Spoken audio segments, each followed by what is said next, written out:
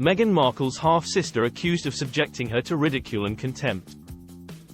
The Duchess of Sussex subjected her estranged sister to ridicule, contempt and disgrace by portraying her as a disgusting opportunist, a court has heard. Peter Ticktin, a lawyer for Samantha Markle, claimed that Meghan had caused her half-sister great harm by suggesting that she had only changed her surname back to Markle to cash in after she started dating Prince Harry. Ms. Markle, the elder daughter of Thomas Markle, the Duchess's father, is seeking $75,000 in damages over claims the Duchess made in her March 2021 interview with Oprah Winfrey, which she has alleged subjected her to humiliation, shame, and hatred on a worldwide scale.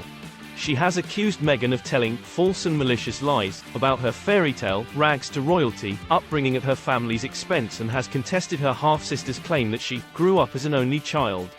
The Duchess's half-sister claims comments made in the interview with Oprah Winfrey subjected her to humiliation, shame and hatred on a worldwide scale.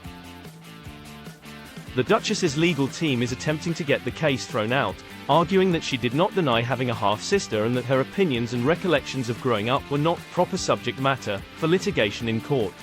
The motion to dismiss the case was heard on Wednesday by Florida Judge Charlene Edwards Honeywell.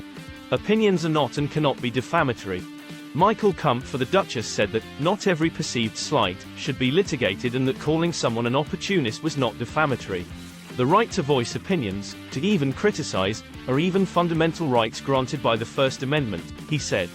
Opinions are not and cannot be defamatory. There's no way to determine if it's true or false. Mr. Kump argued that the Duchess had not accused Ms. Markle of changing her name to cash in on her newfound fame.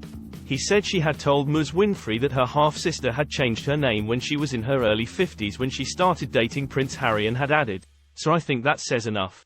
He told the judge, "The fair reading of that is that Meghan is saying to the interviewer, we've talked enough in this very short period about Samantha Markle." The Duchess said that she did not feel comfortable talking about people she did not really know and that she grew up as an only child. Mr. Kump told the court, "It was not a statement of an objective fact involving genetic or DNA or biology. It was a statement and expression of her own personal and subjective feelings and beliefs about how she experienced growing up and how she feels today about her childhood." He added that Meghan did not say she had only met her sister a handful of times, as the complaint suggests. Definite harm and damage that was done. Mr. Ticktin said the Duchess's claims had killed Ms. Markle's career.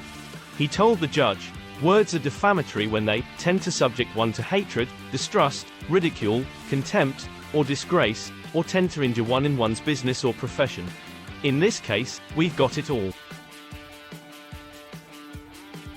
He described the Duchess as someone with a great deal of popularity, a great deal of sway in society, who had made remarks about someone who was not famous and could not afford the protection she needed due to the death threats he blamed on Meghan's comments.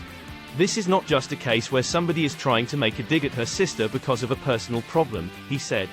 "This is a case where there was definite harm and damage that was done to Samantha Markle due to the fact that her sister was in the position that she was in and made statements that she did." Mr. Ticktin alleges that statements made in Finding Freedom, a biography of the Sussexes written by Omid Scobie and Carolyn Durand, are defamatory. He said Meghan had cooperated with the authors and that the false information came from the Duchess herself through her communications secretary. The Duchess could have been the source of content regarding her sister, he claimed, adding, "She got caught out." Mr. Ticktin admitted that they did not have the strongest case in the world, but insisted that if the Duchess complied with their discovery requests they would have more evidence. Both the Duke and the Duchess will have to give video depositions, under oath, if the case proceeds. The judge reserved judgment but said she was struggling to work out how, under Florida law, the Duchess could be accused of publishing the allegedly defamatory statements. Thank you for watching. Like, share, subscribe, comment on my channel, and click the notification bell for a future video.